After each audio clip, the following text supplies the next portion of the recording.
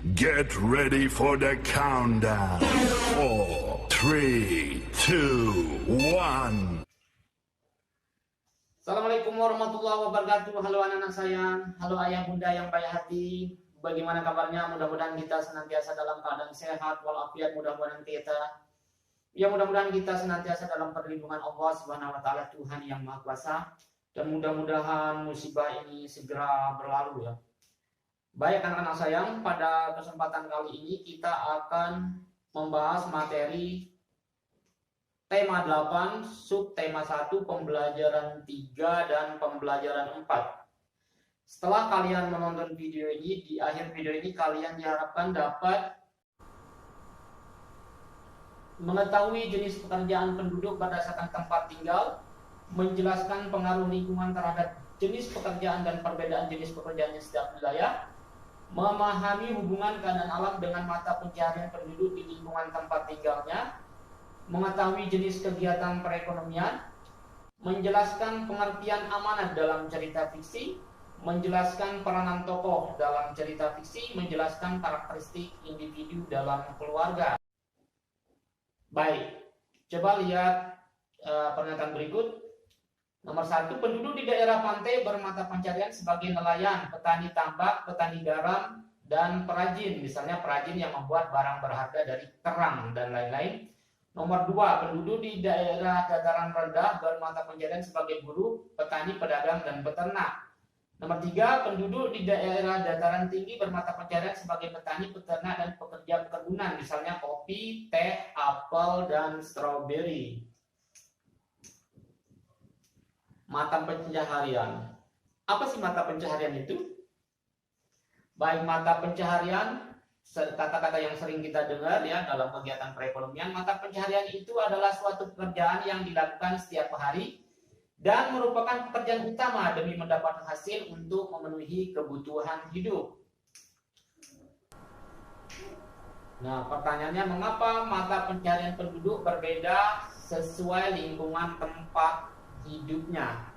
Gimana ngejawabnya? Ya, alasan yang pertama adalah untuk lebih memudahkan pekerjaan yang dilakukan, terutama adalah kemudahan ke tempat bekerja, jadi akses ke tempat kerja. Kalian bayangkan misalnya penduduk yang tinggal di pegunungan mau jadi nelayan kan agak susah ya, paling tidak bayar ongkos transport, paling tidak ya tidak ada efisiensi. Karena waktunya akan banyak habis di perjalanan. Tinggalnya di pegunungan terus dia mau ke laut. Jadi itu sesuatu yang sulit ya. Alasan yang kedua adalah mendapatkan hasil dari keuntungan yang maksimal. Karena perjalanan ke tempat kerja yang dekat bisa menghemat ongkos transport dan menghemat waktu, sehingga hasil kerja atau keuntungan bisa maksimal.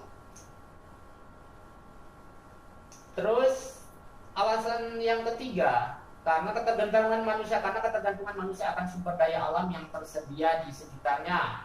Contohnya mereka yang tinggal di sekitar pantai tentu sangat tergantung atau akan sangat memanfaatkan sumber daya alam laut dan sumber daya alam yang ada di sekitar pantai untuk memenuhi kebutuhan hidupnya. Nah, pertanyaan berikutnya, mengapa penduduk di desa dan di kota memiliki mata pencaharian yang berbeda? Mengapa penduduk di desa dan di kota memiliki mata pencaharian yang berbeda? Jawabannya adalah kondisi lingkungan antara di perkotaan di pedesaan sangat berbeda. Di daerah pedesaan penduduknya sedikit, sehingga banyak lahan yang bisa dimanfaatkan untuk persawahan dengan tanah yang subur.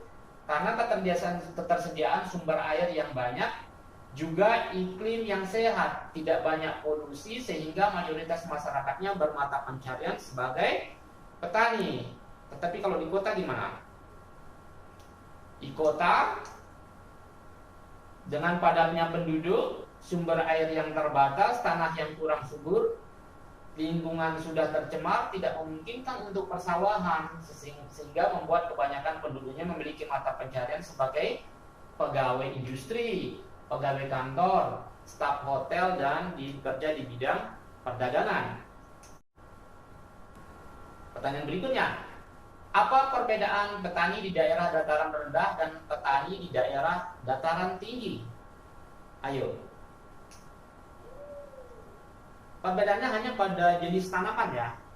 Karena petani yang tinggal di daerah dataran rendah kebanyakan ya umumnya menanam padi dan palawija seperti jagung, kacang hijau, kacang panjang, kedelai, singkong, dan talas.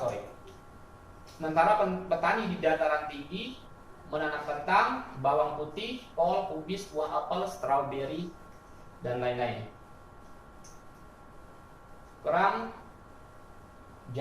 Pekerja jasa. Apa yang dimaksud dengan pekerja jasa?